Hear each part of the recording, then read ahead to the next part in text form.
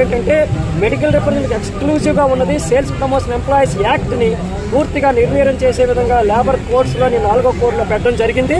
ఇది పూర్తిగా మెడికల్ రిప్రజెంటేటివ్కి అన్యాయం జరగడమే కాకుండా మెడికల్ రిప్రజెంటేటివ్ ప్రొఫెషన్ నుండి ఎరాడికేట్ అయ్యే ప్రమాదం ఉంది. కాబట్టి మేము ఈరోజు దేశవ్యాప్తంగా సమ్మెలో పాల్గొంటున్నాం. అంతేకాకుండా పబ్లిక్ డిమాండ్స్ అయిన మందుల ధరలు తగ్గించాలి, ఎందుకంటే మందుల ఆకాశానికి ధరలు అంటుకుంటున్నాయి. రెండోది అంటే నకిలీ నాసిరకం మందులు విపరీతంగా ప్రబలుతున్నాయి. కాబట్టి దాన్ని అరికట్టవలసిన బాధ్యత ప్రభుత్వం ఉంది.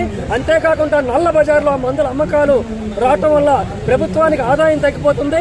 అంతేకాకుండా ఇప్పుడు ఏదైతే మనకి ప్రభుత్వ రంగ సంస్థలు ఉన్నాయో అవన్నీ కూడా బలోపేతం చేసి మందుల ధరలు తగ్గించే విధంగా ఈ రోజు ప్రభుత్వానికి డిమాండ్ చేసి ఈరోజు భారతదేశం మొత్తం 150,000 మంది సమ్మెలో పాల్గొన్నారు. Okay sir, thank you.